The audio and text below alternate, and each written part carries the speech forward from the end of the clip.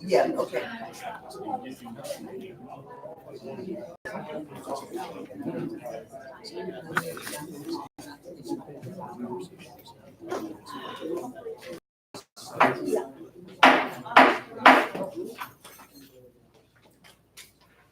Good afternoon, it is afternoon.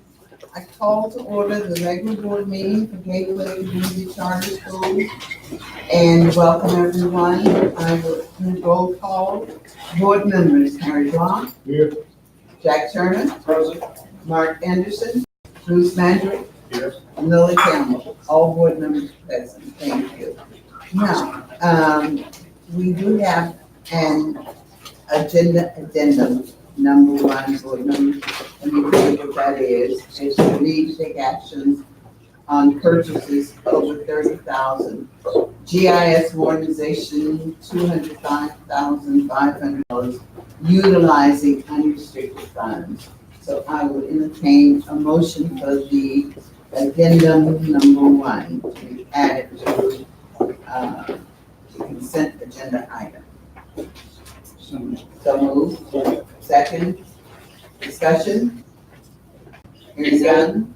All in favor? Aye. Opposed? The ayes have it. Thank you.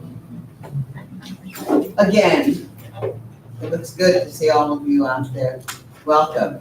We're so glad to have so many of you here tonight in this wonderful, wonderful, let's say one more time, wonderful facility. Oh, it looks so great. I've been kind of wandering around because I got here early enough to go and see some of my favorite rooms and look at all of the improvements and what have you. I just want to thank your staff, and I know all the staff members are here. Thank you for doing a great job, director, principal, staff. Thank you so much. And with that, we will continue with the board meeting. Okay, public comments. I just made it through. Thank you. All right, the next item will be the superintendent's update, and I'm glad you're here. Hope you had a good trip. It was a trip. It was a trip. You want to tell us about it? Other than the 2 hours of sleep I'm going on now. I don't come across as my sharpest self. I generally need more than 2 hours of sleep a night these days. So superintendent's update. First of all, I do want to thank Maury and Ashley for the tour of the construction area and for informing the board about some of the great things you're doing. And, add to Miss Lily's comments about how amazing the facility is, and more than that, how amazing what we do for kids here is.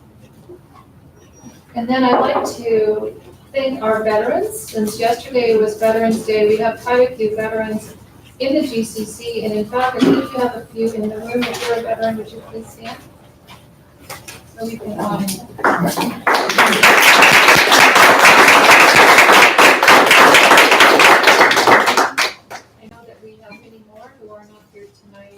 it grows in numbers to the place where we cannot necessarily always call everyone out by name, but we appreciate your service. Are you still on active duty or reserves? Reserves. Reserves, yes, I'm talking to you. So we appreciate your service, and we appreciate you being here with us. So the other news we have, Epic has received their IDPYP authorization, so we want to affirm and congratulate Epic for their International Baccalaureate Primary Year program. It's quite a lot of work to get to authorization, and they are following in the footsteps and on the shoulders of Gateway International School. Ms. Joy is here tonight, so she knows what kind of work that is, and certainly we are continuing that good work at Epic as well. And also want to affirm Erin Marston, even though she may not be here tonight either. But obviously it was a lot of her groundwork before she left that role to go to HLA that helped create that as well, both her and current staff, Jerry Kosh and Ashley Cow. We want to celebrate the fact that we have shared with you last board meeting, that we have about 5 or 6 ongoing book studies right now of different groups, and Since we last met, we had our first meeting, I believe, of our unselfie book study, which Dr. McCormick and I are leading, which is vice principals and counselors and some what? Curriculum coaches and some hanger-oners besides that, yeah. And we had a lot of good fun. And it's very interesting. The unselfie book is a lot about raising or supporting and educating children to grow up to be people of empathy and kindness and care. And we think that that's something that is important work. I bought a copy of the book for my daughter so that she could use it with our grandchildren. So, but very excited. We have 3 more sessions. We've got it spread out across the year and are excited to see what will arrive out of the unselfie book study. We shared with you last time we were together, or actually 2 times ago, that we were asking the board to approve a lease agreement for a property. It was time sensitive. As we shared with you, that particular one fell apart. The agreement fell apart. This is for Sava Sac City. As you will remember, the STEM Center is going back online fully for the city.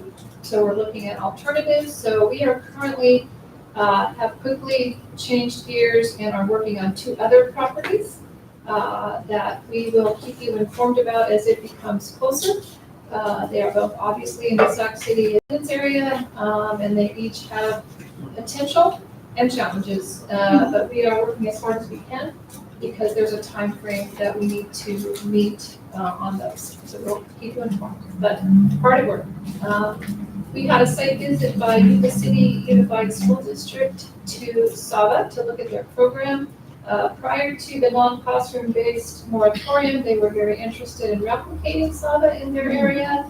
But even coming out to see what we do, we're talking about replicating to some degree, but doing something new that's more classroom-based and a project-based environment. You may remember that the Blueprint for Excellence had in its future goals a classroom-based offering of Sava that is project-based.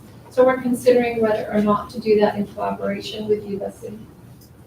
We will keep you informed of that as well, but they were very impressed with Sava during their site visit. Dr. McCormick and I attended a amazing event. Doesn't seem like it was just yesterday, but it was a social emotional learning event at the, I cannot say it, Acapulco's, how do you say it?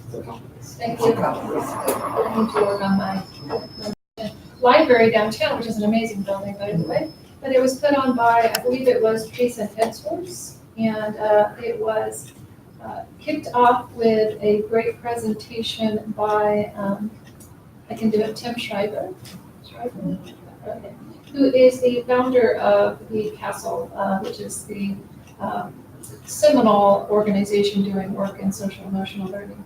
So it was a very interesting day. We did a lot of good collaboration with other districts. This is right up there with the social emotional learning. We had a kickball championship within the GCC.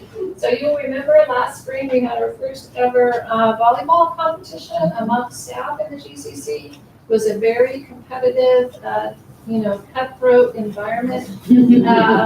I think the kickball championship was not quite as cutthroat, but they did seem to have a good time, and we held it at the Rancho del Paso site. And we are pleased to recognize the winners tonight. Were HLA was the winner of the kickball championship, and they will sooner or later be awarded pizza with the superintendent once we get it on the calendar somewhere, right? Which is what we did for the volleyball. And a trophy, right, Mr. Milford? Okay. You gotta have a trophy and pizza. There we go. Also on the area of professional development, Dr. McCormick and I went to San Francisco this last week for 3 days of EdSurge 2019. It was a very interesting place to be with other people and talk about technology, social emotional learning, sketchnoting, equity, a whole other plethora of best practices. EdSurge is, what's the word they used? Combining with ISTE, which is the standards for technology, which will be interesting to see what that looks like. But there was a lot of good learning to be had there. Because we were at EdSurge, both Dr. McCormick and I were quite sad that we could not attend the Leadership Summit that I know Ms. Lilly was at. And so Michael Gillespie and Jason Samples represented for the GCC this year for the first time at the Leadership Summit. They also were learning on the same things, primarily SEL, equity, and leadership. There was a lot of offerings around equity at AXA Leadership Summit this year.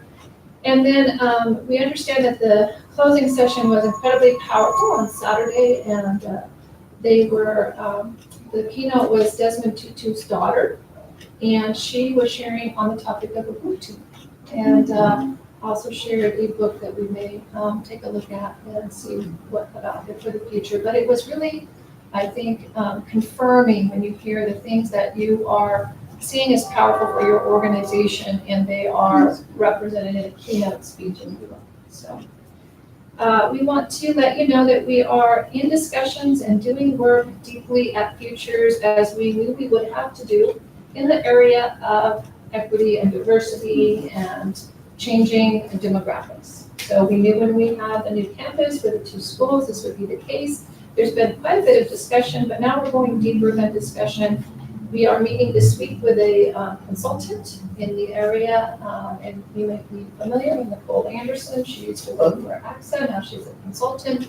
So we're having our first meeting with Principal Benishuk and her and Jason to start some of that work. And we're seeing it as a long-term need. You may or may not be aware that the Futures demographics have changed significantly. 20% of their population is African American. It's not ever been that high in their past. And it comes with some discomfort, some need to take a look at some new ways of being. And that's a great problem to have, right? Great problem. We had our Higher Learning Academy WASP visit this last week, and as I understand it, it was a wonderful visit. Yes. And I know Ms. Lilly and Harry were both there at the WASP, and there were lots of good reports out from it.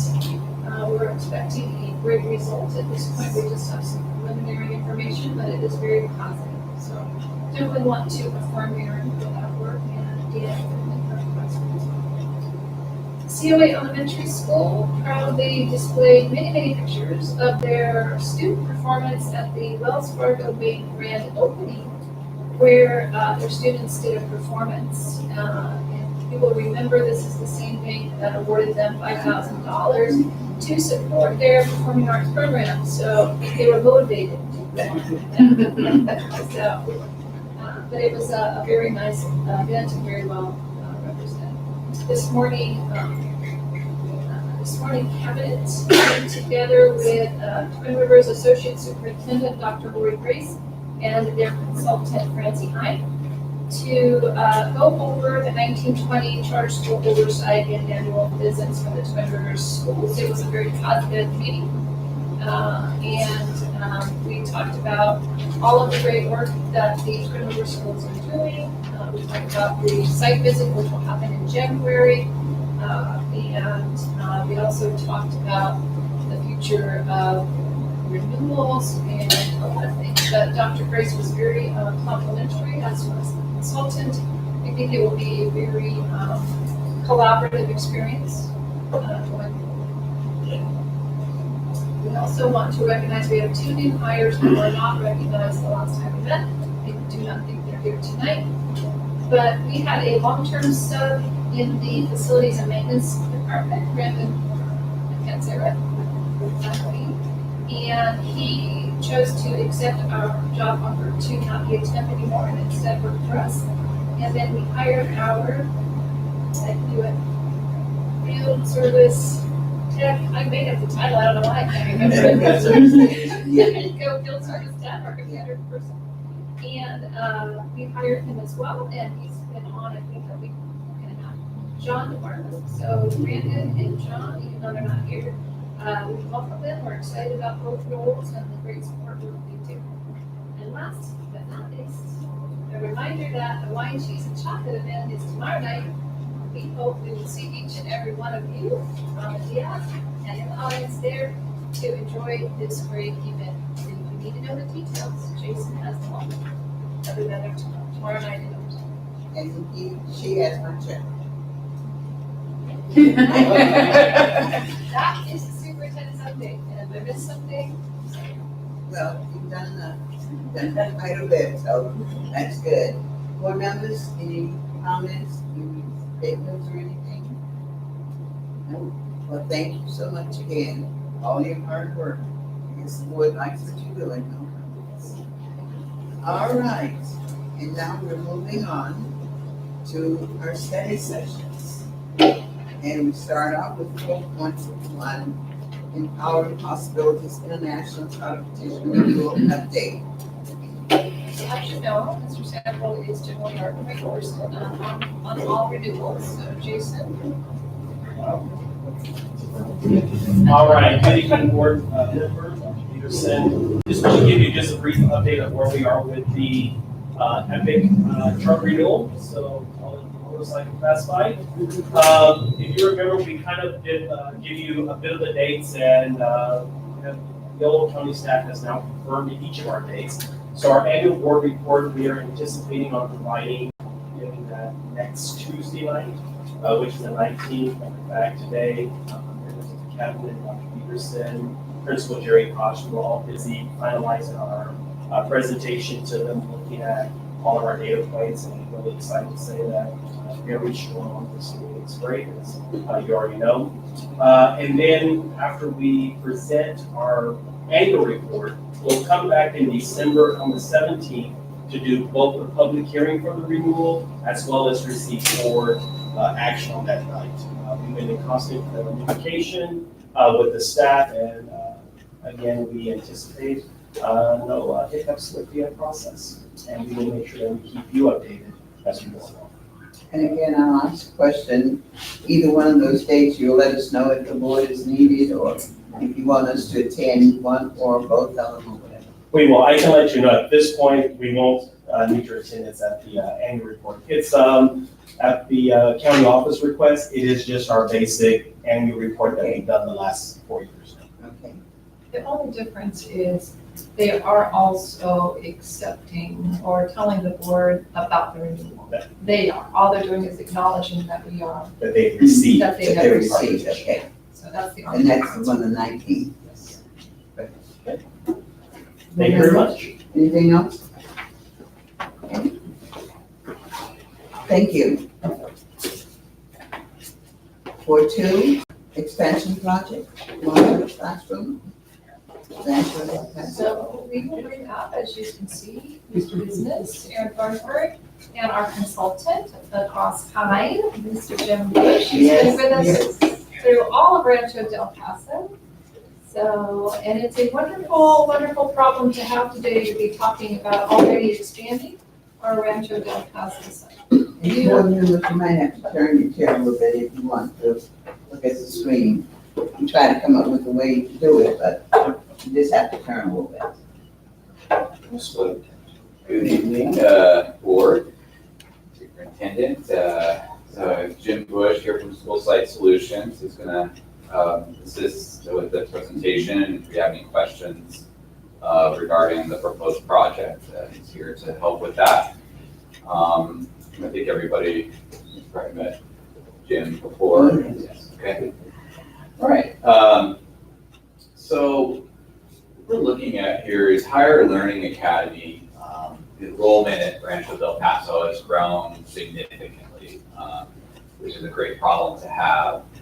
Now that we've built a new site, we've got a good amount of demand in the neighborhood for it. And last year, as we were budgeting for the 1920 year during the summer, we had almost a third kindergarten class form, and that'll probably be needed in the 2021 school year. And so that, as we add that third kindergarten, that's going to create future facility needs as those students move up each grade all the way up through. Hopefully they stay until 12th grade, all the way through that facility. Yeah. So there's that, and there's also some constraints with office and administration, with the two schools sharing the facility and the amount of space that we originally constructed under the guidelines. And also there's a growing need for space to serve special education and special intervention areas for students. So the next slide shows just enrollment, history and projection, starting in the 18-19 year. This is for all of the Rancho del Paso sites from K through 12. So we started out, 1890, we had 697. This year we've grown significantly to 870 already. And so as these, and most of this growth is in the lower grades, not in the high school as much. But, and then as we move the children move up through the grades, so we project that coming up to 964 next year, up to 1030, and then 1067 when we get to 22, 23.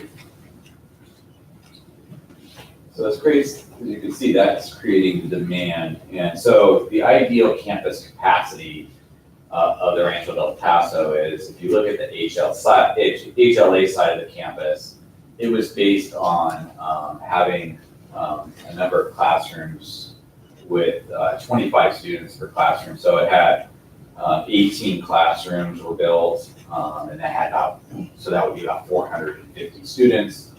And Futures was designed, or we like to ideally have 25 students per classroom, and that maybe 30, as the labs are a bit bigger, that would be 470 students with 14 classrooms and 4 labs. So we have that, if we add those up together, it's like 920 students. So we hired Jim Bush here tonight, consultant with Facility Associates. We also hired Mary Rubenthal, who's an architect with the DLR group, to explore expanding the facility. Unfortunately, Mary could not be here tonight. She's out of the country. But so we studied the campus for new classroom placement, the 6 classrooms. So Jim, turn to you to Sure. that pre-qualification process. I would like to just make a couple comments about the original design and approval of the project. As your slide indicated, the capacity was 920 students. You can, and that's what the CEQA was approved on in your overall project. And without violating that approval and the CEQA requirements, you could make additions to the site. Generally speaking, not more than 10 classrooms, not more than 20% student increase, or then you trip the CEQA approval. So our first discussion was, try to remember, what was the project really approved for on paper, and what you're proposing, will that trigger, a more exhaustive CEQA study? And based on 6 additional classrooms, you are within that threshold, and you can even expand a little bit more. And so the worry in my part was, is that going to cause a problem with the city and your traffic signals and those other things? And so we do not have to notify the city about this project. This is a BSA project. But once you go over the 10 classrooms, then you're in a different ballgame, and you're going to have to do a supplemental study. So with that said, I've been working with Jerry and Aaron, and the thought was to add modular type classrooms that are very permanent type facilities, and they're and right now there's a number of companies that specialize in high quality modular classrooms. And so we developed a specification package that looked at your classrooms and what was in those classrooms. And then we put that into a pre-qualification package, which is actually a bid package. And we sent it out to seven modular companies in Northern California and a couple actually in Southern California.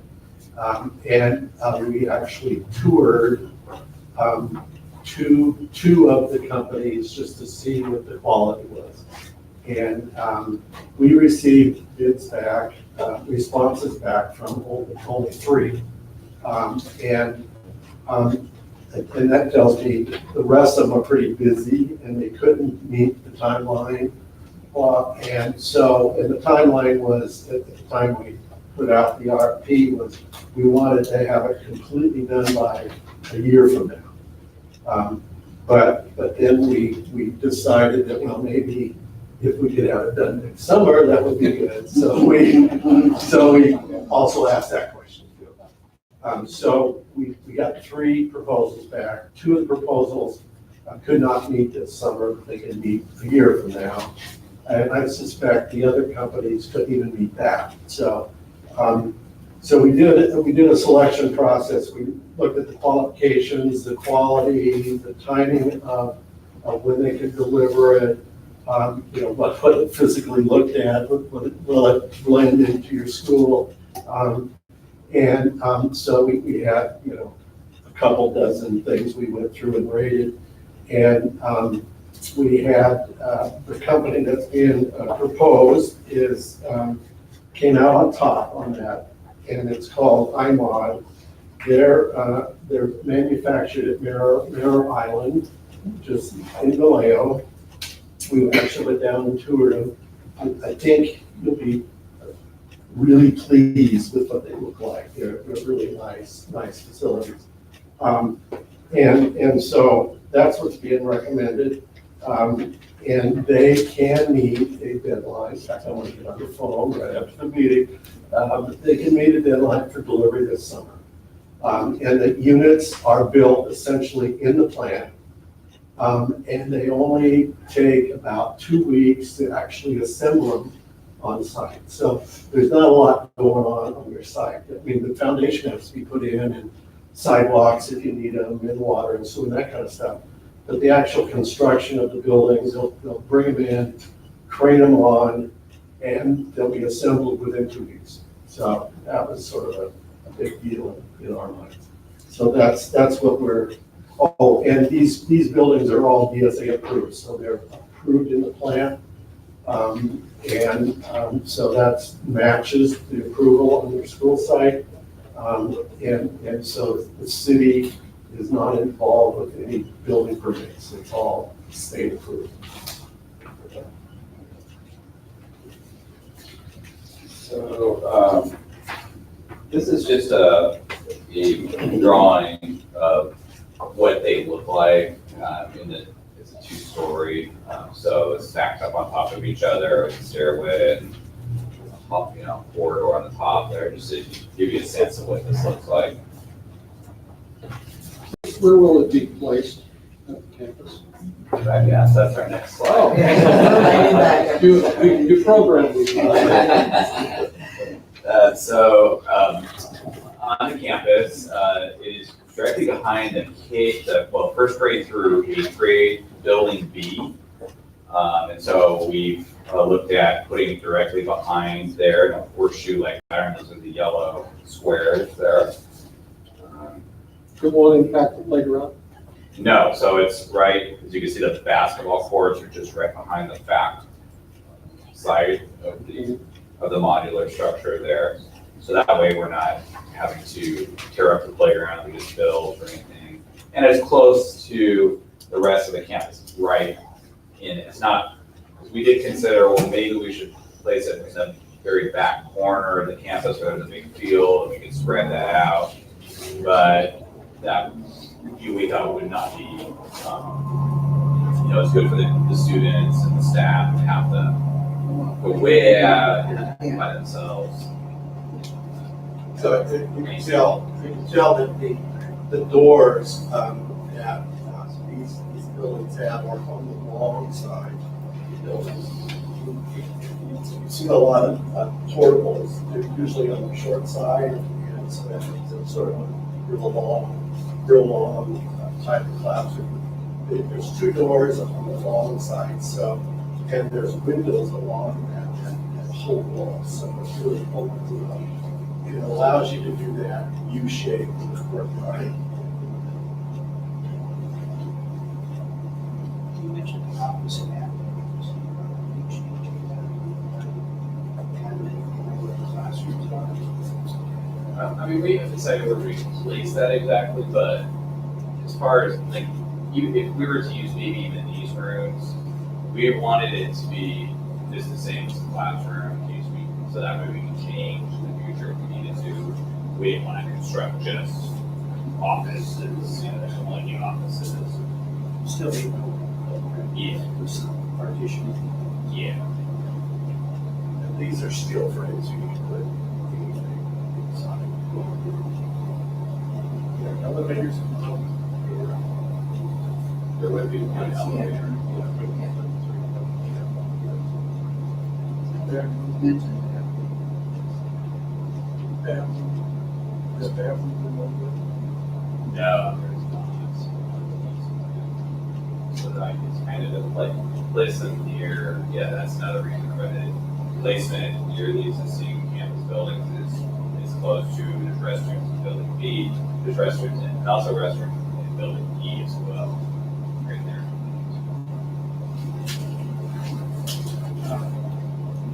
How far out of what is our forecast for the growth? Do we forecast it this year? What's in the increase? What do you forecast? How many additional students? Well, we did forecast some growth at HLA, but I think the growth has been probably, we were talking about this morning, about like 80 students just from last year to this year. Yeah, if you add what is in your slide, in 18-19 was 325, and this year is 453, if these are current numbers. So that's, So that is more than that, I'd say, Yeah. what that was 75 and 53 is 128, difference of 128 from last year. Yeah, I don't know that we would, I don't know about what I didn't go out through it, but I don't think we're believing that we're going to continue to grow at that amount.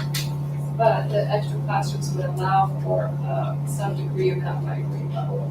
But we do need this space for, we don't have a space for special education and intervention. And with it being an IB school, we're gonna need to have space for art and for other things that are required in electives. So even though we don't necessarily today have, enough room that HLA needs all 6 classrooms, they need all 6 spaces for sure. So they're going to need to Oh, exactly. The moment that they are available. Yeah, and that's why you said all this area would be flexible area, so if there's a need for classrooms, you can move it, but have the space and special ed space is necessary. I'm impressed the design looks similar to the existing structures. The color, the color that was there, yeah. Yes, it's a metal type finish. So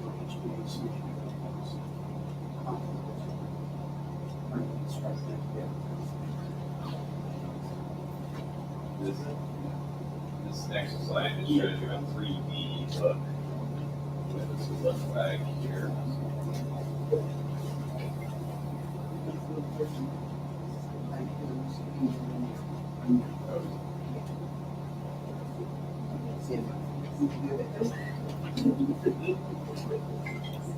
So the last slide is, here's the cost. We saved this for last. Yeah. Financing and so,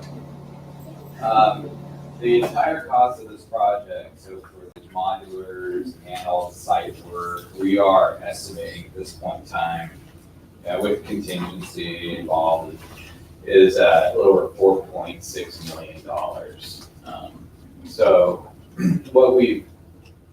what I've looked at is how do we finance that? So the good news is that we do have the futures reserve, even though we've drawn it down for the Rancho del Paso project, we still have a very good amount of reserves. We have $2 million available in that school.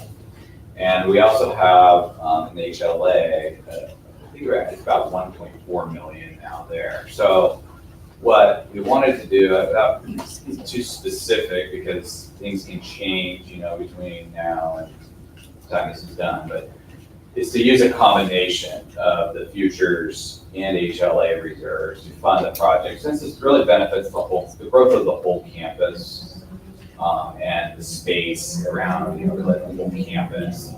And if, as a backup too, we could do some type of internal borrowing between the schools, but they should be able to handle just entirely within their two schools with the reserves.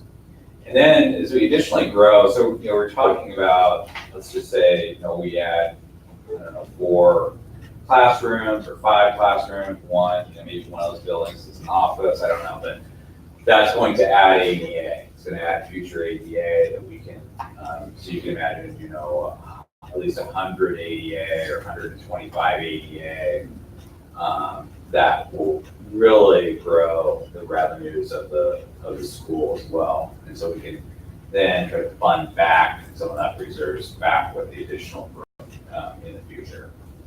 So our ideal completion timeline is July 31 of 2020. So that's ready, available for the school year. And that way we're not disrupting class here. We want to try to work on as much as we can over the summer because that's right in the middle of the facility.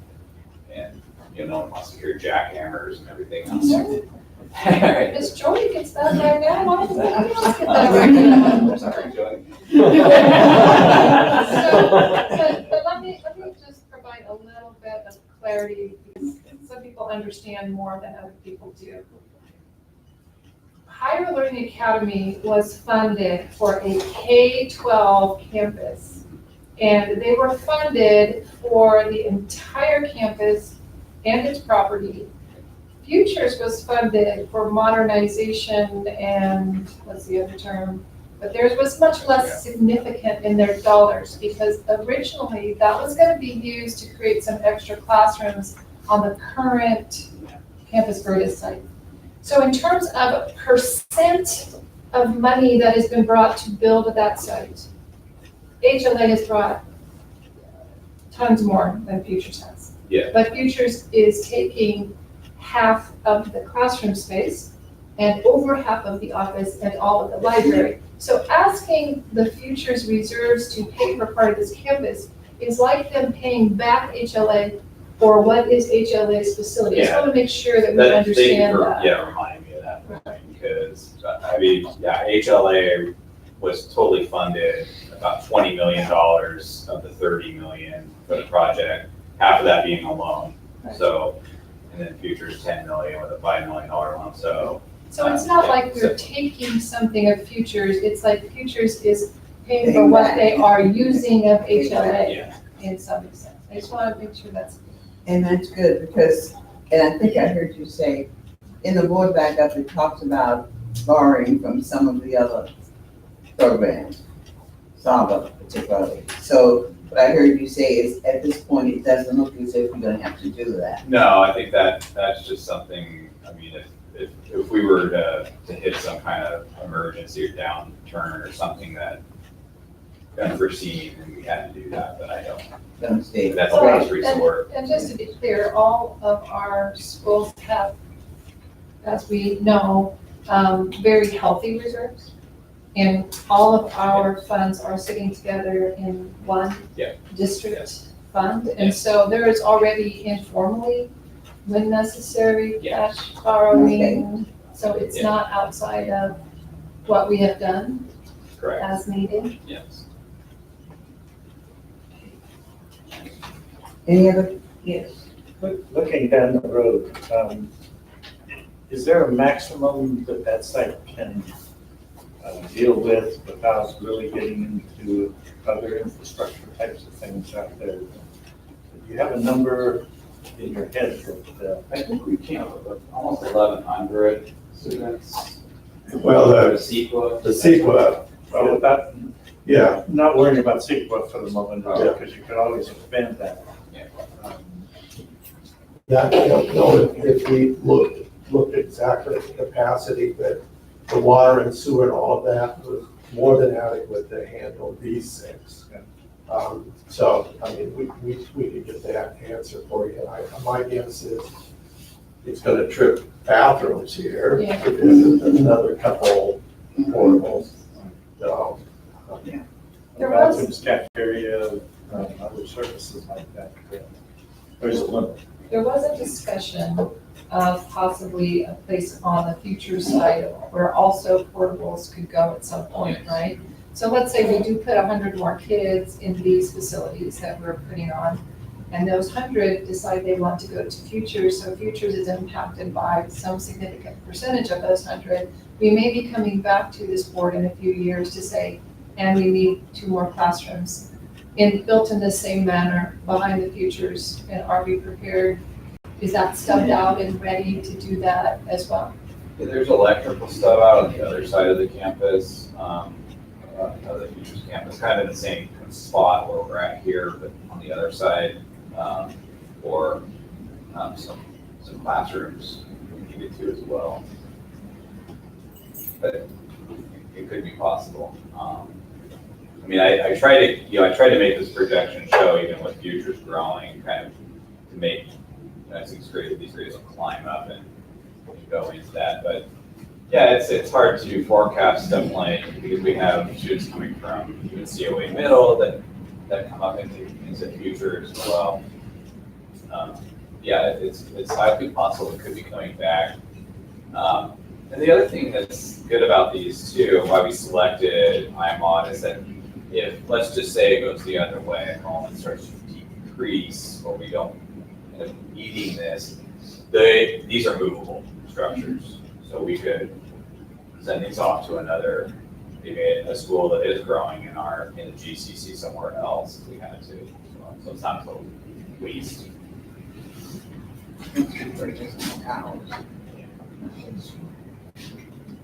Oh, yeah, I'm sorry. Well, that's all right. You're looking to add a third kindergarten, is that 25 students in kindergarten? Yeah, we're assuming 25.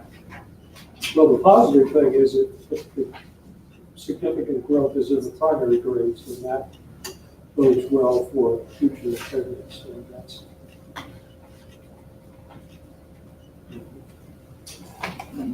Anything else? Any other questions, comments? It is later on in the agenda, in the consent agenda, if you don't have anything else. Okay. Thank you so much, both of you, for your presentation. Thank you, really appreciate it. I do want to say that this morning when Mr. Sample and Cabinet and I were with Twin Rivers, I believe they mentioned they're using the same provider at Regency Park. So Twin Rivers has used the same provider to put in one of those at Regency Park. So I thought that was good. They were very happy with them. Okay. Done due diligence, so. All right, the next item is the GCC safety plan update. And that is yours. Dr. McCormick is going to update us on this exciting information around school safety. It falls under student services, so it's her. Good evening, board members, Dr. Cabinet. I'm happy to be with you tonight to talk about school safety. I'm here because there's been some changes for us as charter schools and how we fit in with the school safety model. So thought I'd take a few minutes and just talk about what those are. And those are a result of AB 1747. So charter schools became now under the umbrella of the same as our comprehensive school partners in regards to school safety and the expectations and the requirements. Okay. There were also some additional components that were added to the education code around school safety as a result of AB 1747 that we'll talk about as I go through this process. But I just wanted to frame, as I began, that the reason we're talking in a different way than we have in the past as a result of this legislation, and that we need to sort of match that model that we see with our other partners. So I thought I would take some time as we talk about what AB 1747 did, but as well just talk about best practices in school safety planning. What are the elements and requirements of a comprehensive school safety plan, and then really what at the GCC we're going to do to continue to support our sites in the development of their plans. So a lot of the work around school safety was really driven by this 2002 report that was done with the Secret Service, where they studied school safety issues in the United States. They actually looked at 47 different issues, and there were some key findings. And I share these with you to lay the foundation of how the best practices are developed. So a couple things that I just want to point out from this study is that in that research, they were able to determine that many others knew prior to any school safety incidences that something was going to happen. There were behaviors and clues on school campuses that caused concern. Okay? There was typically other students involved.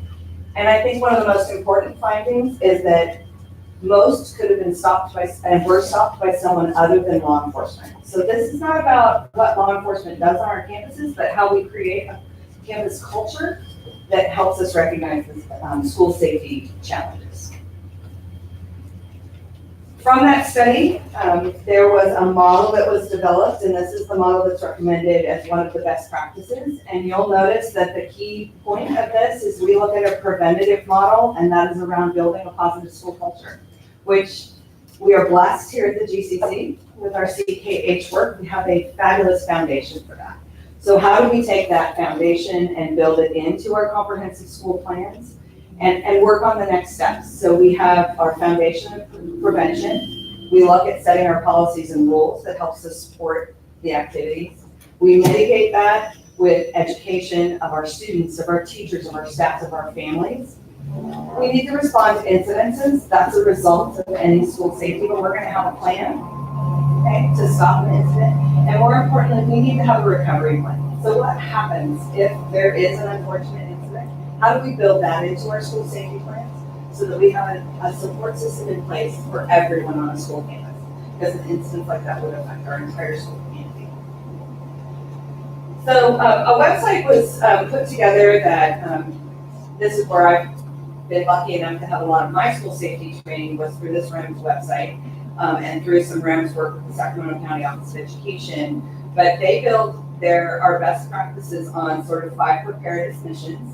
So more importantly, we're looking at prevention and mitigation. So how do we support, train, and develop cultures on our campuses that help students, help families, help our community understand where we fit in, what that culture looks like, so students know they are safe, our staff knows they're safe, our families send their students to school every day, knowing it is the place it should be. And that's the focus, and then we work those other things. So what does it look like before? What does it look like during an incident? And again, going back to, we really also need to talk about what do we do after if an incident were to happen? How do we help that school community recover?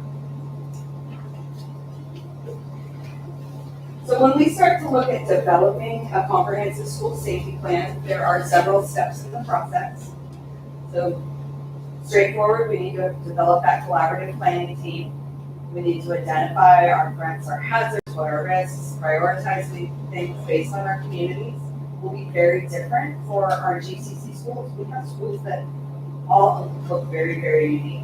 What a site safety plan might look like here, it's going to look very different than what a site safety plan would look like on the Epic campus, on the Rancho Del Paso site.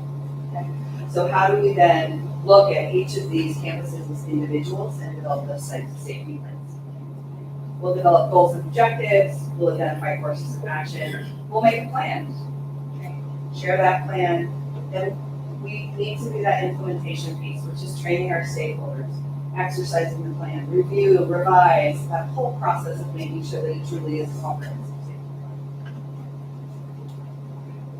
So there are several hazards that we have to make sure that we address in the safety plan, and they divide them sort of in these top categories. So those natural hazards, earthquakes and floods, for example, things around technology, whether it be a gas leak or a power failure.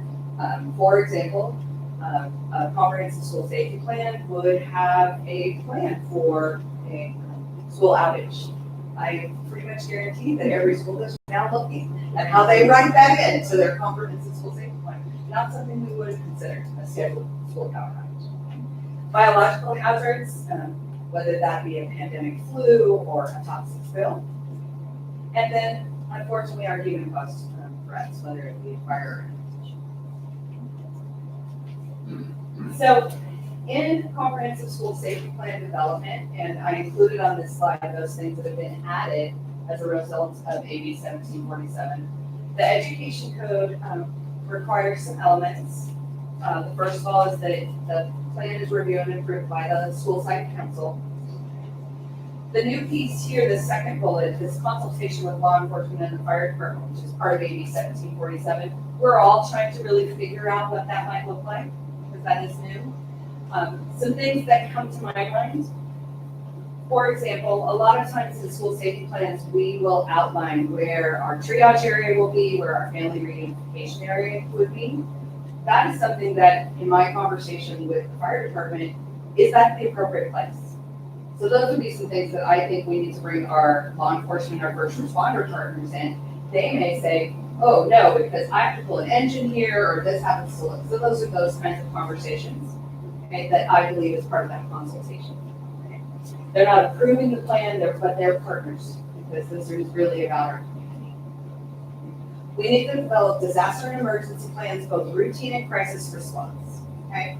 And those have to include reunification and alternative evacuation sites. And that's where I'm going to reach out to Jason and his community partners so that each of our sites has an alternative. One of the elements is public agency building use. So as federally funded school employees, we have an obligation to serve if asked. And we also have an obligation to serve if asked if the Red Cross needs to use our site. So we have to build that into our plan. We include suspension and expulsion policy, ways we notify teachers of dangerous pupils, discrimination and harassment. New to AB 1747, they call it tactical response, but it's really about what's our response to active shooter. And this is always a hard area for anyone to have to anticipate, and there's lots of research on both sides of it on how we approach this. Typically, again, this would be something I would reach out to law enforcement. You'll hear a lot about ALICE training, about run, hide, fight training. Every law enforcement agency has a preferred method, okay? And that's where you can talk to them about what they anticipate they might see in this community, because the community is going to hear about other school sites and what that method is. So how do we align with that, okay? And that's just really the language we use when we talk and train and develop those plans. Bullying policies and procedures are not required to be part of school safety plans, but AB 2291 recommends that they're part of the plan because, again, we want a comprehensive story of how we support students on our campus. And then the other piece is we have to have some guidelines for mental health professionals, school counselors, and school resource officers if we have them on campus. Because it's a different role that especially a school resource officer plays when it's school safety issues. I wanted to include an example of something you might see in a school safety plan, specifically about family reunification, mostly because this is a very different model than the way we've looked at family reunification in the last few years. This is the new best practice model. So if you've ever had the opportunity to participate in a family reunification event, sometimes it can be quite chaotic. So as a result of that, we now plan for them and write them in school safety activities. So with that said, this would be an example you could use. So you'd have students in one waiting area, family in another, and your reunification area is separate. So we have a very formalized process to make sure that that family member that's coming on campus is the appropriate family member to pick up that student. And if not, we move them to sort of an individual assistance area. If they're cleared, then the family comes to a waiting area, the students are in a waiting area. What I've seen is there's radios in each spot. The family waiting area says, John Smith is here to pick up their child, Susie Smith.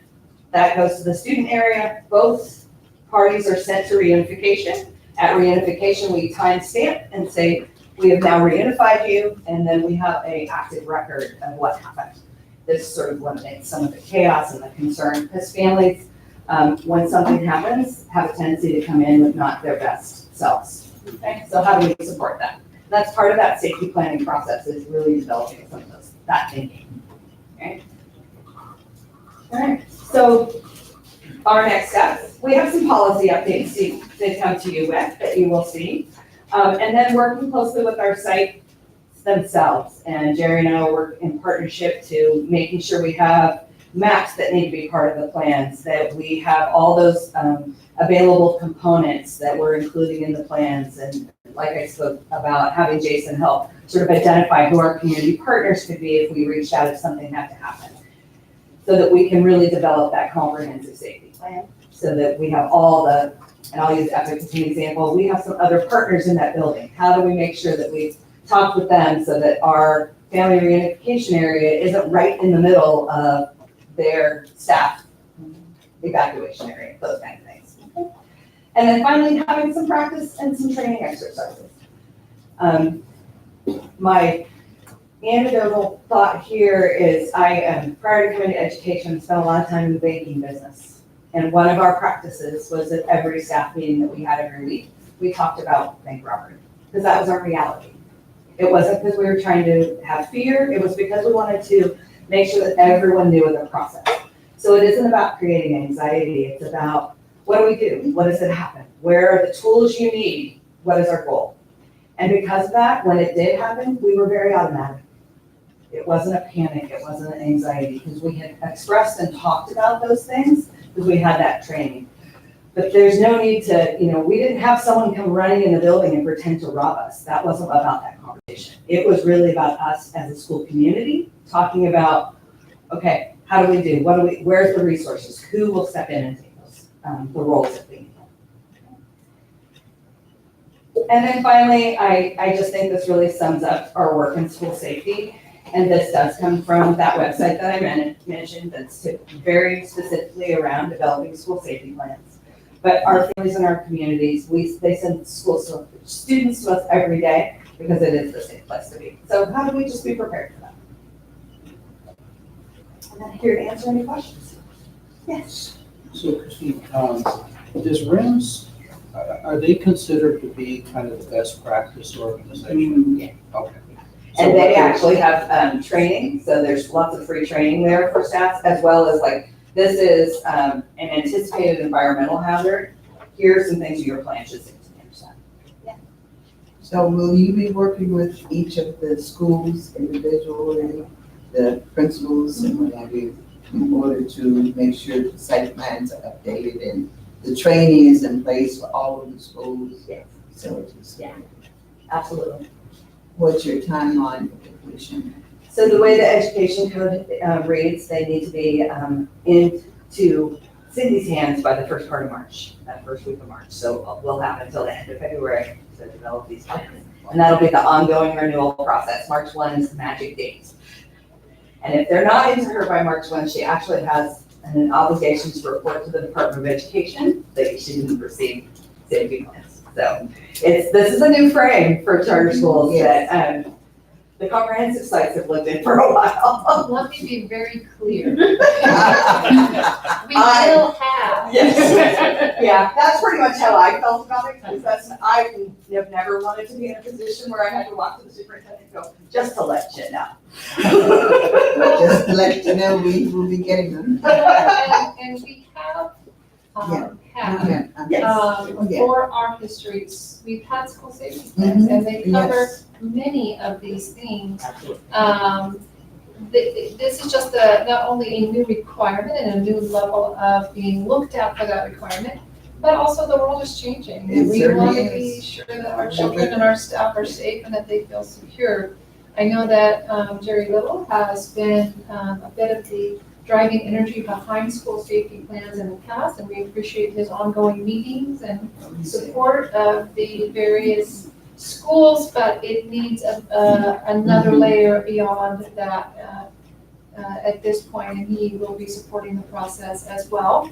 Because, it's also in terms of looking at those, where do we stand, where do we not stand? It can be about where, electrical lines are, where gas lines are, other things that certainly facility needs to be aware of. And school safety will still include the teams we have on sites that want to discuss on a regular basis, things that they feel aren't safe at their campuses and how do they maneuver those things. So it will just be the next level of excellence. And would it be pertinent on our part to, if we could identify law services within each of the areas, almost like having a law enforcement person who is just part of the partnership. I don't know if any schools have done that. I had the opportunity to walk the Futures campus with the local Sacramento police officer. Okay. I will be very honest, it's a very interesting balance. They come in with a very different lens. Mhm. And so it's about balancing that conversation. Yeah. Because there's lots of things they would like that we don't do because that's not what's good for students. Yeah. Okay, so it's how do we engage in that conversation? How do we make sure that both of our needs are being met? One of his examples, which is where Jerry becomes our partner, is they want to be able to walk in and grab a binder on a shelf with a map of the school. They need to know where the shutoffs are because if worst case scenario, something happens, they have to clear the building. Yeah. Well, if they don't have a map, then, so that's a very reasonable request, should be part of our safety plans anyway, which is why the development of them is so much in partnership with facilities. And why it's annual, Yeah. because the facilities change. Yes. And the other thing that he asked for, wasn't it who is your command person? Yes. So I think that's the other thing we've not necessarily done well, and that's more challenging, like on a site with shared facilities like Rancho is it Aaron, is it Atalia, is it both? How do we get? And one of the elements of AB 1747 is to really sort of hone in on that ICS, which is what all of your first responders, and that is, when you look at the history of that process, that was developed actually out of the Oakland firefighters. It became this standardized, because all the incident command system is a standardized communication process. But that was the result of them going to, and all these firefighters coming together in the Oakland fires and not having the same language to communicate. So once you become ICS trained, you start to notice things when you see the inside of the command center. I'm always looking, oh, that's the incident commander, that's the communication lead, because they use that same process. Yeah. Oh, no, I just first to comment that it's interesting, this goes way beyond the old full fire alarm twice a year. Yeah. But The one rule is we had to save our roll books because they. Yes, we did, call Yes. once we got outside, Once we we got had to outside. make sure those 30 kids are behind us or in front of us. I have a question, and one that's really very current, the technical hazard and power failures. First, I don't know who would answer this, Aaron, maybe. Is the state prepared to forgive loss of ADA for PG the last days? Have their hair. I don't think they have a choice, but. But they are, if it is declared an emergency, we can file the JP process, yeah.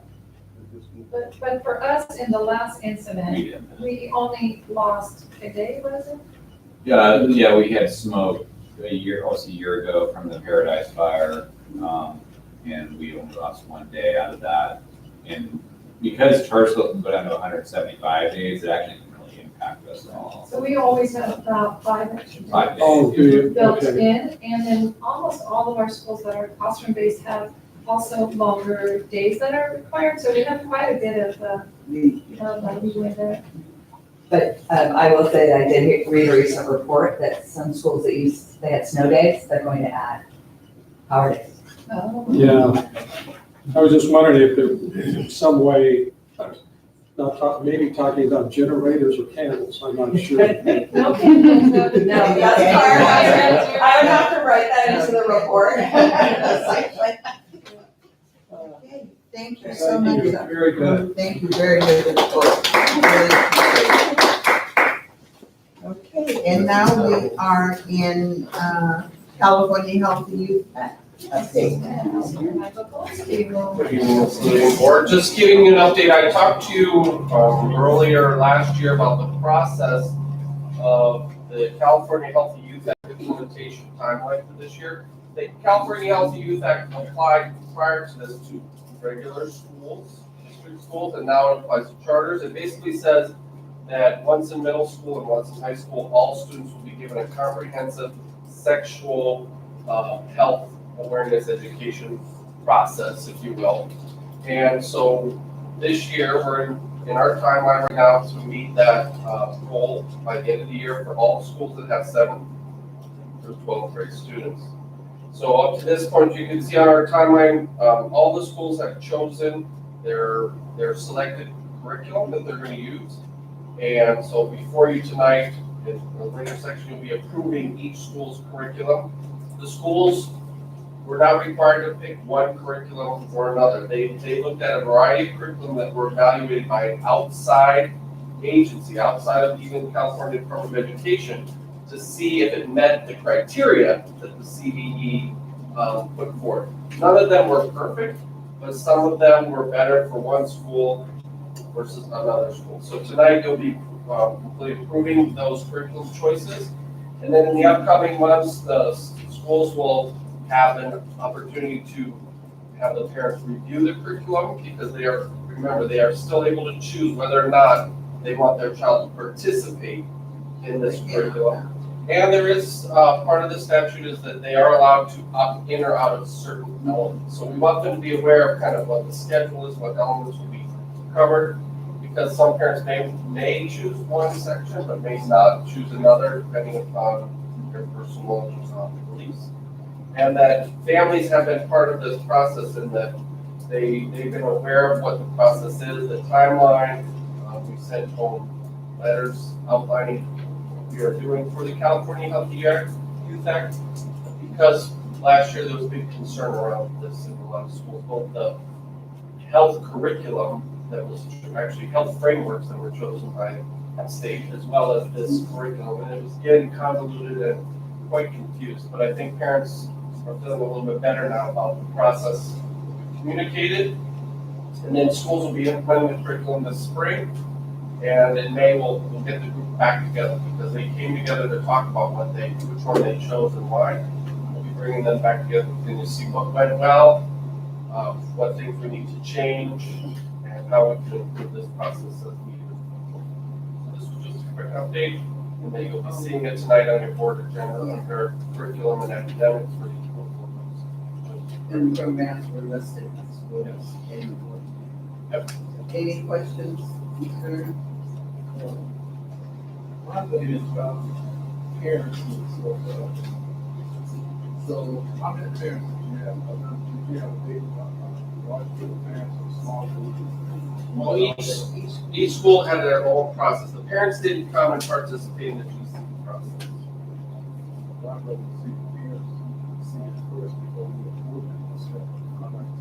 Most of the schools had an opportunity for, at least through school site councils, for a way to give input on that kind of, but we don't, none of the curriculums that we choose on any of the other pieces all go through a very formal parent approval process. But what the schools did was take into consideration the needs of the school and families that are, they are aware of the community. And so that was the process. Some schools included more than others, but all of them were aware of the process.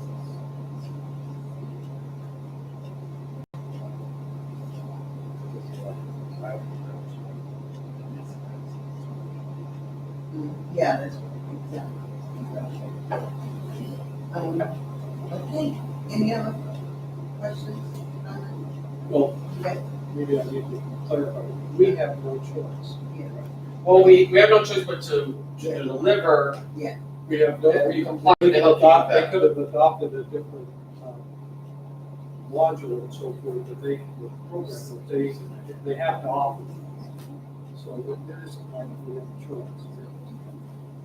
I've been reading, for some reason, I'm getting quite a few emails from the law firms and charter schools, which you can highlight these and so forth. They make it very clear that the schools have to adopt something. I don't know how we communicate. I'm sensitive to what Harry is saying. I don't know how we communicate this to parents, but it isn't. There are certain sections that can step out, but we still have to cover. We're required to deliver it.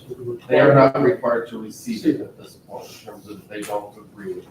And we Which, cannot adopt. again, is another, interesting facet of the law. And we have to be very careful that we are not seen as pushing opt-outs. Correct. Only. They can only informing. request it in writing. Yeah. We don't send a form home that says yes or no. Right. They actually have to write it. Send you something. Okay, thank you so much, Mr. Michael. Board members, we are supposed to be moving out for closed session, but can we, if you don't mind, go into the business part, curriculum and academics and facilities, and then break for closed session? I'm talking about 9 and 10. So we're voting on that, right? Can we move those to right now? And then we did the consent. Yes, and then we go back to the consent agenda. Yeah. Okay? All right, so if that's by consensus, we will move to curriculum and academics. 9-1. Did I miss one? Oh, yeah. Yeah, okay. Okay, all right. So that would be GCC, California Health and Youth Act curriculum. So as I understand it, this item just outlines which curriculum, which school has chosen, and you are just voting to approve the affirmation of which one of the Yeah. curriculums Each school approved, so which is a it requirement of the legislation. so Approval. you move approval. Second, move second, discussion. Any more discussion, questions? Hearing none, all in favor? Voting sign of aye. Opposed? The ayes have it, so it is moved. And then the next one that we are voting on would be facilities. And that's when we've heard a report on the modular classroom expansion project at Higher Learning Academy. Are there any questions or anything else? I think we've had a good discussion on it. So if not, hearing none, I will entertain a motion. So moved. I have a second. Did you get that? Moved in second. Any other discussion? Hearing none, all in favor of 10.1, voting sign of aye. Opposed? No oppositions, the ayes have it. Thank you. And now, we will we will recess, take a pause for the employee performance evaluation in the closed session for GCC, title GCC superintendent. Did we approve the consent? No, we're not, we have to come back for that after we do it, because that is part of the consent agenda item. So we do have to come back. And my understanding is closed session is right here in this room. So we will now meet, we will return after lunch.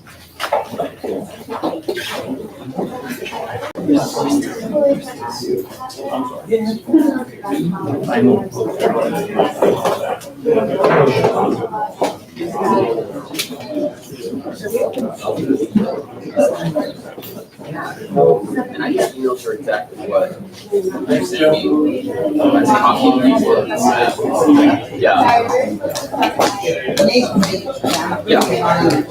Yeah, we'll look at it.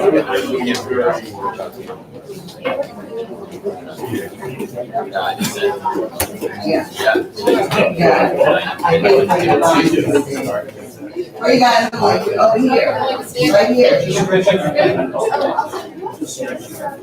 Walk straight to the over and get finished. In here.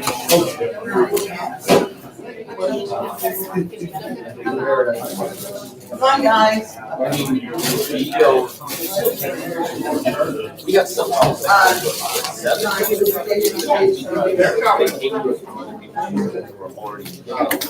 So they were. So we get something that you got number. But we have some that. Like,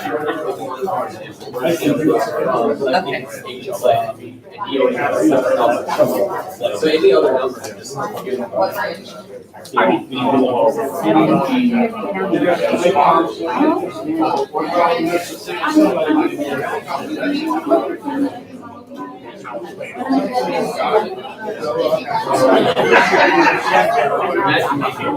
Because there's things all night.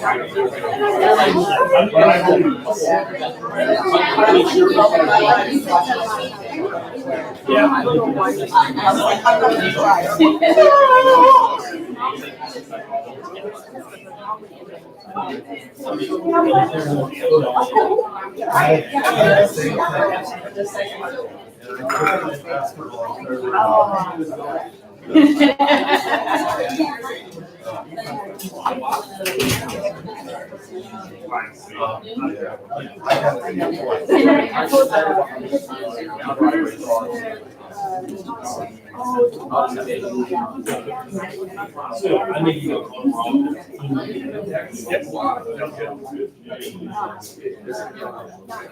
Not fly under the radar. Good, okay.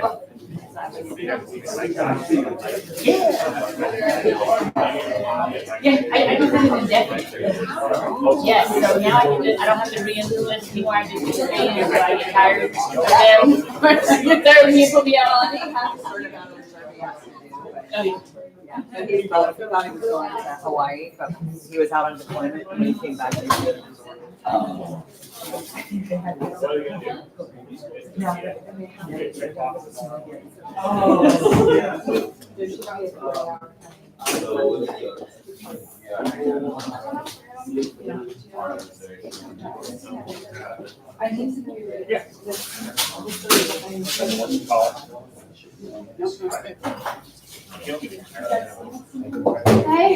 don't like we're taking a picture for our Twitter account.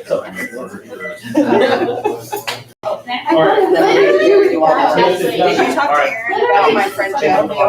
This, I should have used this as an example. They man-made hazard. Yep. So I like. Did you talk to Aaron about Joe? I mean, this is the day today was kind of, I could like a part of something, and I was kind of like, what's happening.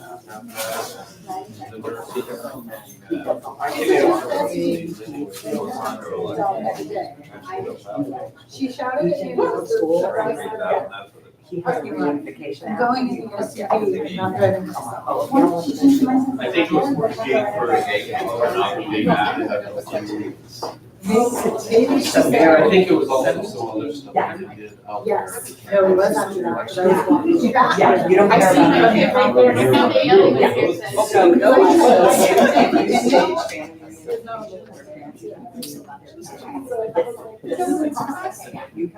you're on. So, we created a department. Well, And I guess already separated.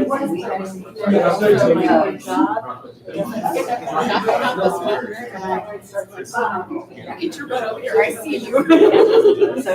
So my 9/11.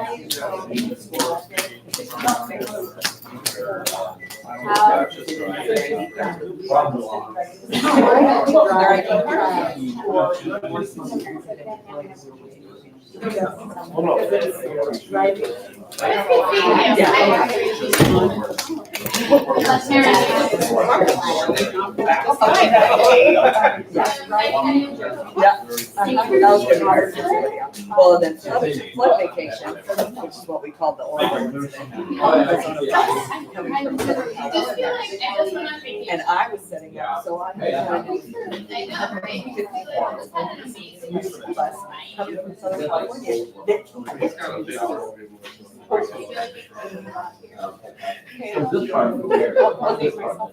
It's really, Yeah.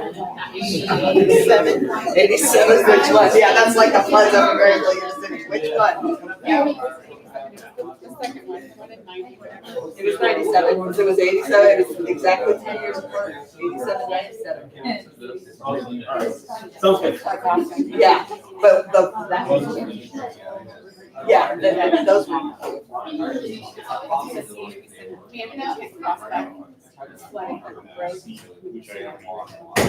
Yes, I can. My daughter's on the other side, I'm going to pick her up. So when you come across, I'm not gonna let you by. I'll find another way. Close your eyes, see, and I'm trying to let her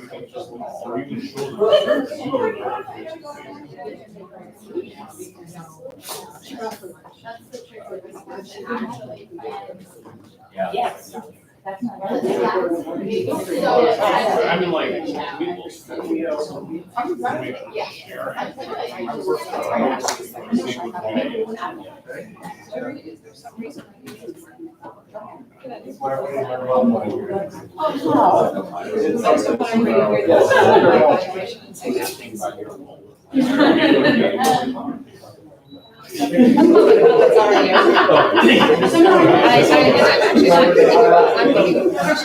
All right. Desire. All right. You want to stay? Good night, sir. No, it's somebody.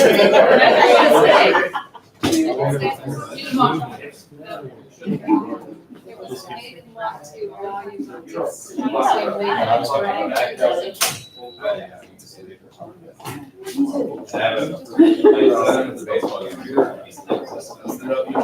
I'm like, oh,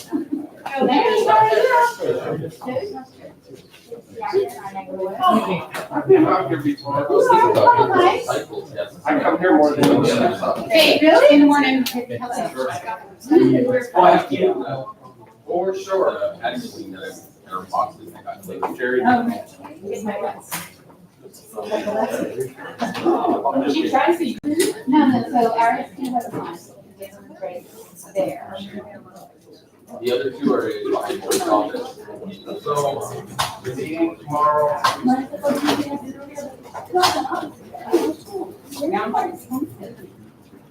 Ours are different than yours though, I let each have it. Yeah, each have like that.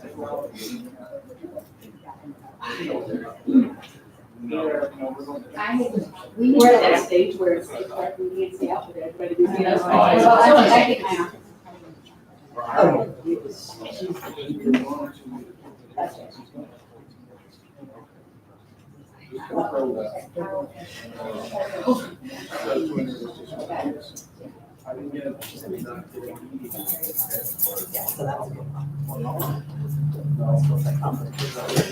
it's only 3 o'clock, right?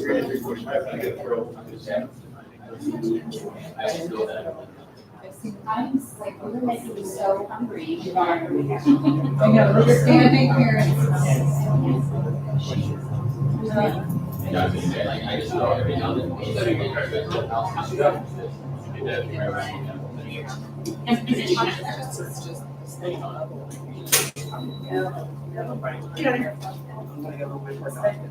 This is not big, but I have, yeah, this is almost 12 hours. So it's very, even like 5 something.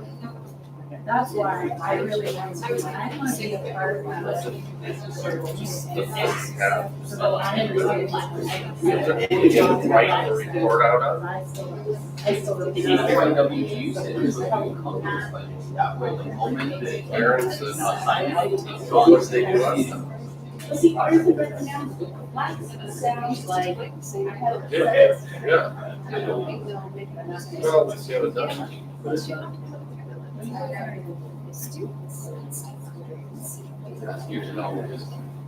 I was supposed to be trying to get into new clothing by March.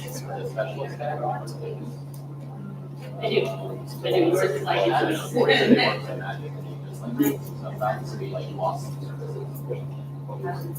Oh, yeah, no, there was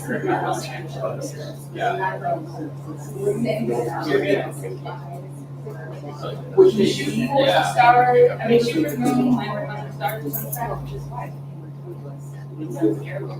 So we're still fine. And I mean, I'm actually getting nice of things that we're doing. Just like.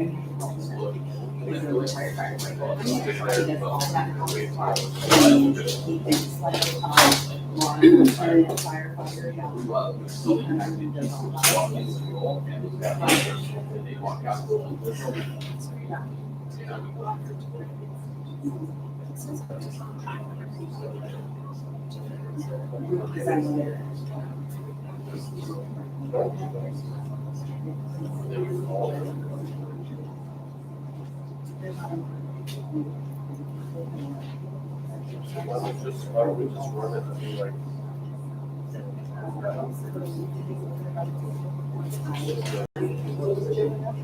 we can make comments here, or they can talk. No, they would, but they would have to fill out a card, comment card, and then they can make a comment on the whole. Yeah, it would come up on your screen, you say, oh, well, right.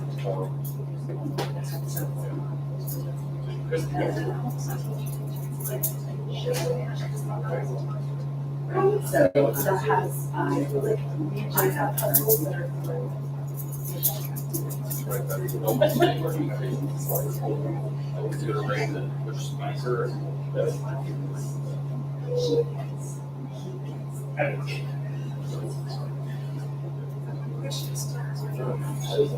I don't think, no, it Well, should. we show that it's needed.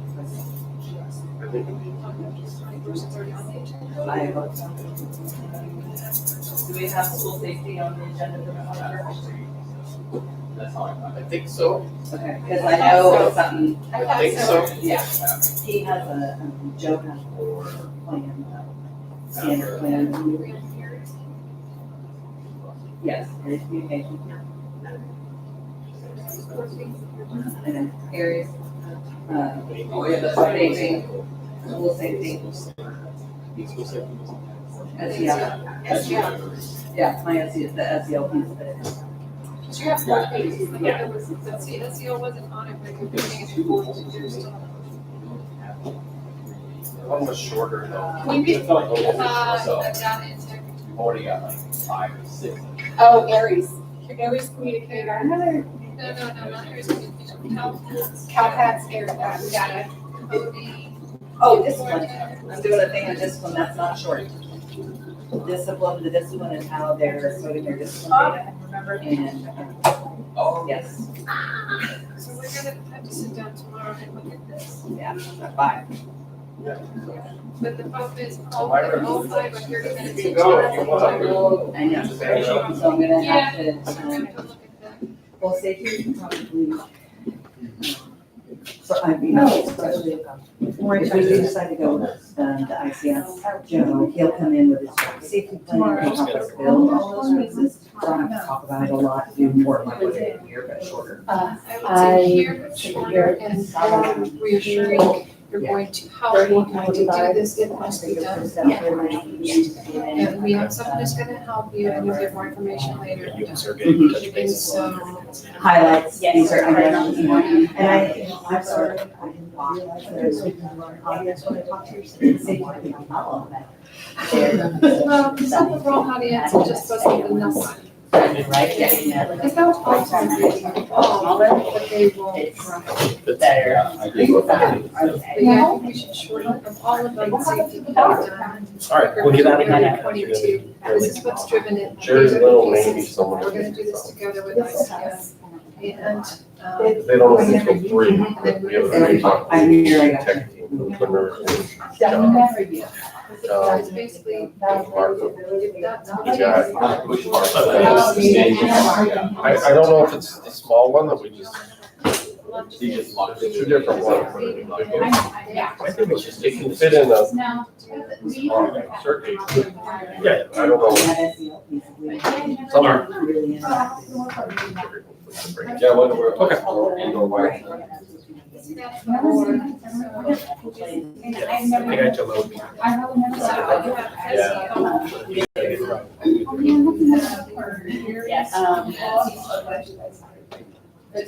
Oh, we're on. You know, Rhonda, the garden is made up. But it's a push. It's kind of, we like a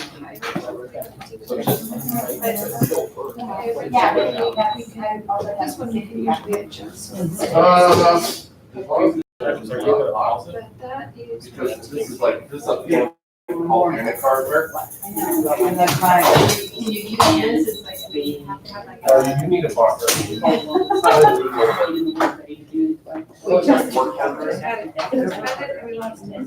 Hang on, I'm pulling it up. We just Was there. we just noticed it. It's like- Yeah, but this one.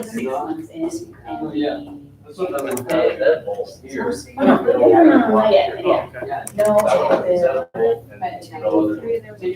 between the two, you. I'm pulling up the agenda right now. I always do this. Can I tell what's on my mind? We come in that door, we go out that door. That's kind of standard. After just. None of the.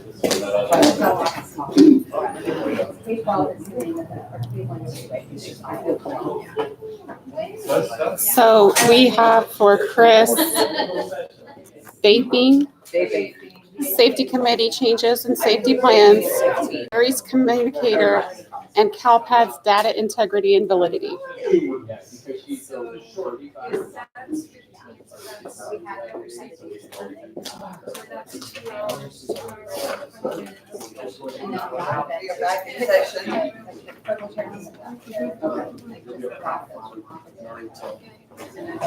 All right.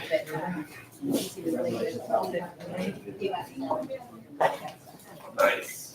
That was table with round table fun tickets.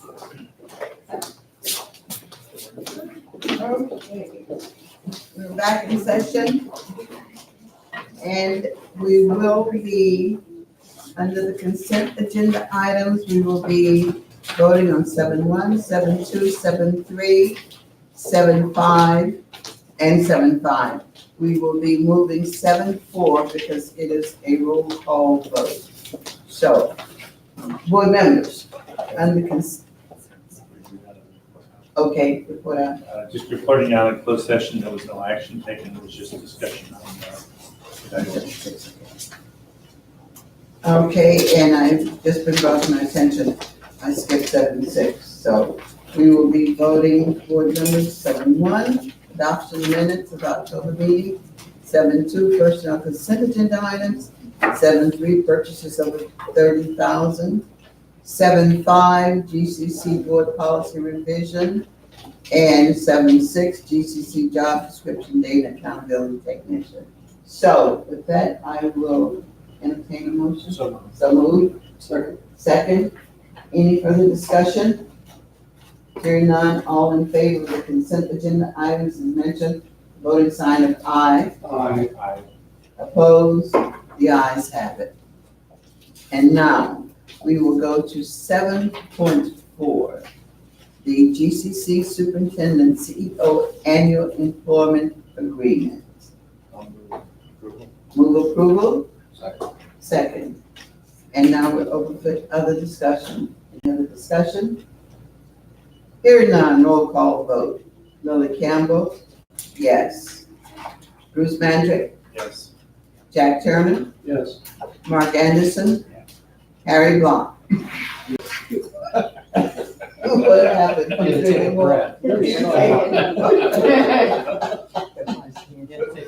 Five votes yes.